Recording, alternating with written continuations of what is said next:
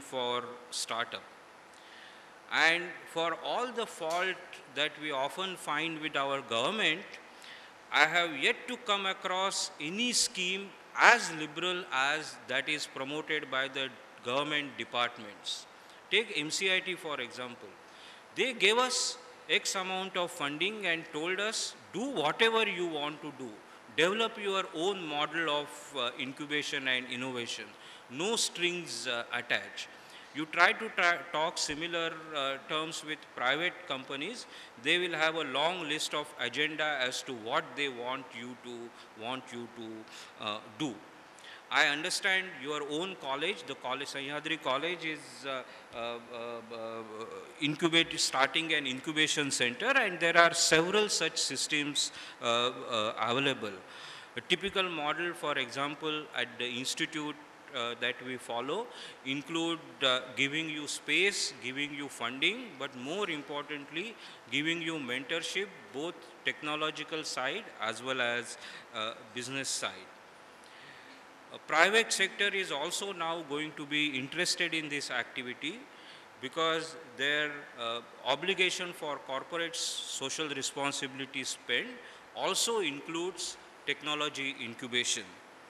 So I will conclude by telling you the future is bright. It's up to you to decide what you want to do with your as your destination. There are plenty of opportunities, and I wish you all the success in whatever endeavor you do. Thank you. Thank you, sir. That was indeed motivational. Our chief guest today is Dr. H. Maheshappa. He is currently the Vice Chancellor of Vishwesvaraya Technology University, Belgaum. With 27 plus years of experience in teaching and research, and with BE in Mechanical, ME in Machine Design, and PhD degree in his name.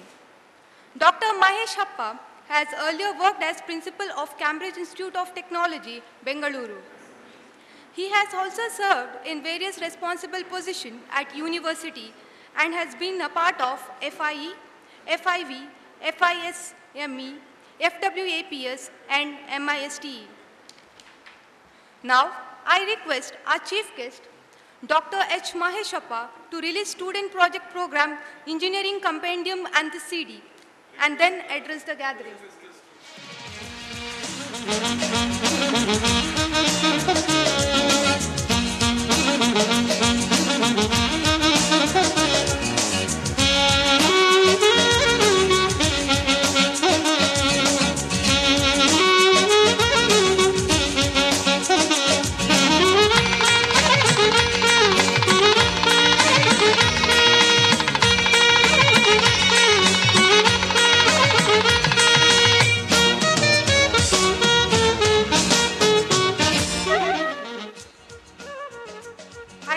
Dr. H. Maheshappa to address the gathering. Ladies and gentlemen, in fact, I am really delighted to be here in the morning for the inauguration of this Karnataka State Science Council for Science and Technology project exhibition and the project seminar. First of all, let me congratulate KSCST for organizing such a wonderful program, wherein they are igniting the young minds. Dr. Kalamji always says, ignite the young mind. And that is what KSCST is doing for the last 38 years, igniting the young mind and encouraging them to come out with innovative ideas, creativity, and come out with some projects which have a social relevance. In fact, we have been seeing in several years, some of the students are doing project for the sake of project.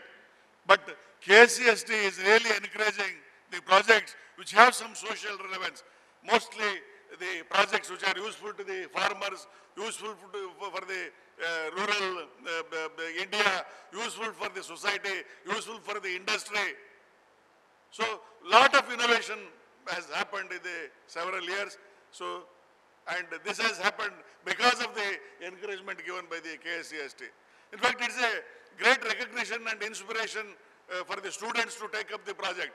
Always students, in fact, we have seen the projects sponsored by whatever the money they give. That is not the thing. It's the recognition by a Karnataka State Council for Science and Technology, which is based in Indian Institute of Science.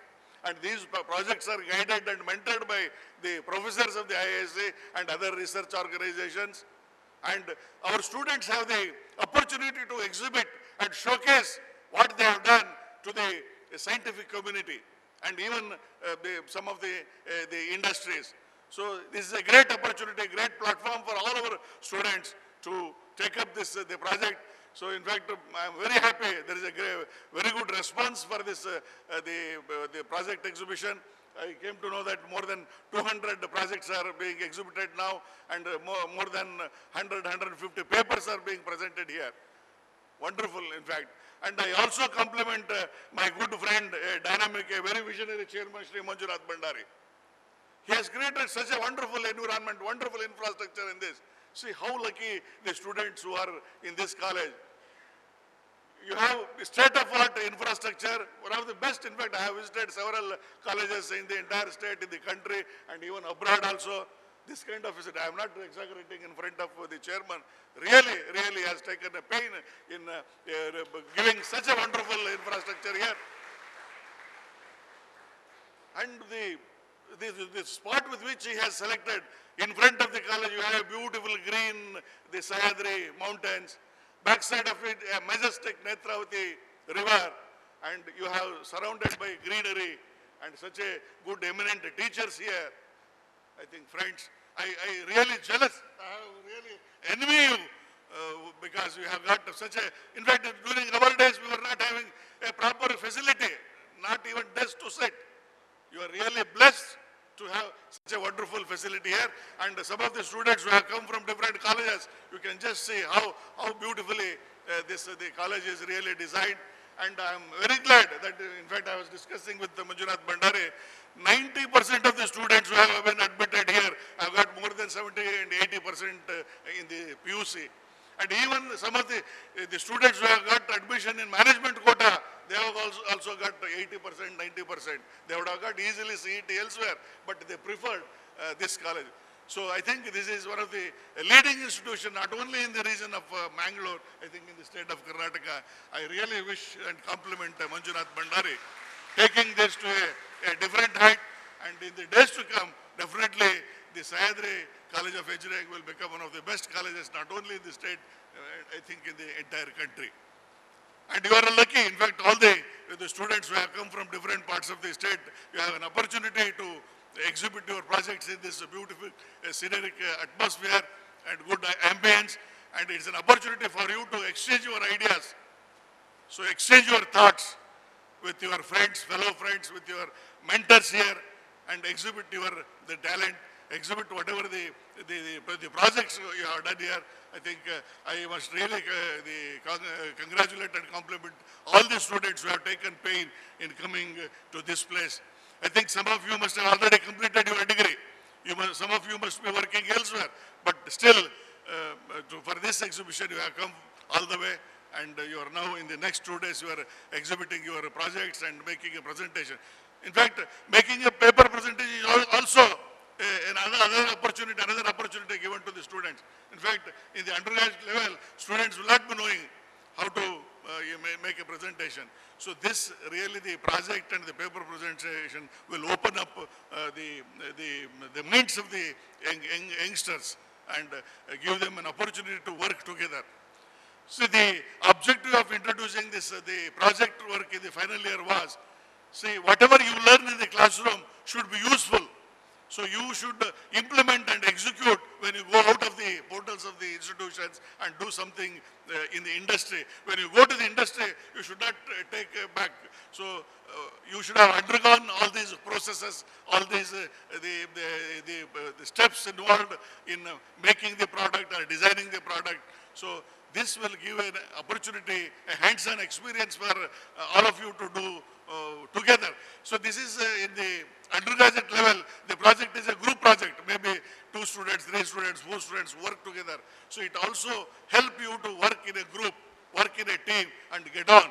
So that's another idea of learning much better what you learned inside the classroom. So this year, in fact, this is one opportunity of having an hands-on experience for the students. So this year onwards, we have given even introduced internship. In fact, I am very happy to say at this juncture, Vishweshwaraya Technological University for the first time introduced the internship in the model of for the medical, the house surgeonship compulsory. So similarly, all these years, our students were not having an opportunity to go to industry and see what is happening. So now we have taken a decision in the university level that at least now onwards, for the postgraduate students, one semester is mandatory. 6 months they will have to go to the industry, work in the industry. And for undergraduate students, 2 months is compulsory in the final year.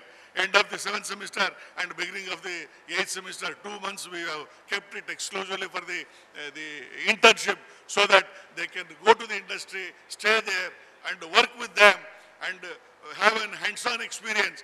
So the another advantage of this internship is they can learn what is going on in the industry and if possible they can do the project. So the live projects, what is happening in the industry, they can take up. If it is a manufacturing industry, one of the components they can manufacture. If it is a design industry, they can design some of the components, whether it is a civil or a mechanical or a chemical or a IT industry, they can take up some live projects and do their project.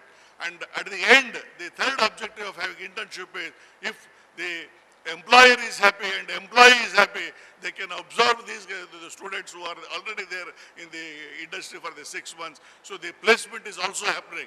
It's a win-win situation for the students and the industry. Keeping that in mind, we have introduced this internship so that along with your project, whatever you are doing, I think all these days you have done these projects in the college. But many a times, so some of the facilities, testing facilities may not be available in the college. Some of you must have gone to the research organization, DRDO organization, NAL, HAL, CSI, all these industries. So you must have taken their help and or you must have conducted some experiments. So now with this internship, you can also do your project in the industry because you are already there in the industry. You can take up the live project, any design or a fabrication or a manufacturing or a, whatever the testing facilities which is available in the industry, you can use the same thing and come out with a better project which has some social relevance, which has some social impact. So in fact, there are other junior students are also sitting here. So you should now look at this project and take up a project which has some useful to the society. Your project should be useful for the humankind. Otherwise, don't do some project which has no relevance. All these several 30, 40 years, we have done several projects and we have thrown those the projects into the dustbin. So our intention is, so now onwards, in fact, you should have a innovative idea or a creativity. So, in fact, from the university level, we want to have a idea bank, innovative idea bank. We want to do the competition for this right from the first semester to final semester students. They can give us the ideas. Some of the innovative ideas, we will have an idea bank and these ideas will be given to the third year students to just see whether these ideas are workable or not workable. Whether it is successful or failure doesn't matter. So we want to take it as a pilot to see how this idea can be implemented and some may be implementable and some may not be implemented, doesn't matter. And those ideas which can be implemented could be given as a project in the final year and they can come out with the successful project and then our final the destiny, these projects should be converted into the products and these products should be commercialized and it should be used in the market. And I want more and more of our students should become entrepreneurs. In fact, our chief guest Jayanji was telling, so this country needs the entrepreneurs, more and more entrepreneurs. We need more and more job providers, not the job seeker. You should not beg for a job. You yourself become an entrepreneur, you can give job for hundreds of people. So such entrepreneurs are required for this country and with that kind of entrepreneurs, this economy of this the country can be improved. So, my dear friends, those who have already completed and those who are in the pipeline, so you think of becoming entrepreneur, take up some projects, take up some business venture and so that you can generate a lot of revenue, you can provide a lot of the opportunity. In fact, professor was talking about the incubation also. In fact, VTU is very happy to provide incubation centers, incubation facilities for our budding engineers. 1 year we give free space. In fact, Bandari was also telling he wants to start a incubation center in this college also. So in VTU, Bangalore, Mysore, Belgaum, Gulbarga and Muddenhalli, we have our own PG centers. So if anybody wants to become an entrepreneur, want to try, innovate his idea, you can come to our centers. We give 1 year free space, free facilities, internet, computer, and we also tell you how you should prepare the detailed project report and mentoring, where you will get a financing. In fact, KSCST will be very happy to help you getting the financial support. And many of our engineers are in there is a misnorm to start an industry, to start a business, to become an entrepreneur. All of you, most of us think you need a lot of money. Friends, money is not required. This is not, the knowledge is required. We are in the era of knowledge. We are in the era of the knowledge society. So if you have a knowledge, if you have intelligence, how to convert this into a business model, you can earn millions and millions of dollars, my dear friends. So for starting entrepreneurship, starting some of the companies, money is not the, earlier it was like that. Crores and crores of rupees were required to start an industry. Now it is not required. If you have an idea, you can encash this idea. There are a lot of giant ventures, venture capitalists who can buy your idea. You can sell your idea and make a lot of money. That is what happening in the Silicon City. I think now also you can sell your idea, we can buy your idea and make the millions of dollars. That is possible. So you are in the knowledge society, my dear friends. You should encash through the knowledge. It is not the money or the bank loan which is required for starting an industry. So each one of you think really, for any support you can always contact KSCST or contact us. We will be very happy to provide such kind of the support. And we are also very happy this year onwards in fact we have started the industry-driven curriculum. In fact, all these years you have been listening to the complaints that the engineers coming out of these colleges are not employable. Or some of them are telling only 20% are employable, 30% are employable, others are useless. My dear friends, so now this year when we have designed the curriculum, changed the curriculum, we have invited the industry people in all the branches, civil, mechanical, electrical, electronics, computer, chemical, polymer. So irrespective of the branch, every branch we have some 50 to 60 industry people we have called. We had several rounds of brainstorming and we have asked them, give us what is required for the students. And for the next 4 years, what is the technology is required. So only that we are going to include in our curriculum, so that the day they are going out of the institutions, they should be absorbable, they should be employable, and even industry need not waste their time in training. So in fact, we have also gone one step ahead, so we can also introduce some of the courses, some of the programs, some of the skills which are required for the industry. For example, if an industry, foundry requires some engineers who are good in foundry, along with their BE, we can add-on courses we can have, so that he will good in the foundry or casting or whatever it may be. Or somebody is required for a sugar industry, we can prepare them. Along with the regular degree or chemical degree or a mechanical degree, we can add on some courses which can give a hands-on experience and confidence to him. So like that, even in the IT, so our electronics, VLSI or embedded or whatever the language required, we are ready to even offer the industry required the curriculum also. Some of the electives we can give. In PG we can also give some of the programs. In fact, in universities open, we can start with a certificate course, PG diploma course, PG course, undergraduate course. We have several tiers of programs. In fact, we are ready to help the industry and ready to help the students. You should use this the opportunity and become a good an asset to this country. In fact, only the people like you, youngsters like you, can bring some transformation to this country. You can bring some changes to this country. So that's why our Kalamji was always telling, we should remember Kalamji, a great scientist, a great engineer this country has ever produced. So he always used to say, dream big. Dreaming dreaming small is a sin. So you think of big, dream of big, and you should work in that direction, achieving that. So ultimately, when you look behind, you should leave your heritage, leave your footprints. You should leave your legacy behind so that the people of the future generation will always remember. I think there are a lot of expectations from these youngsters.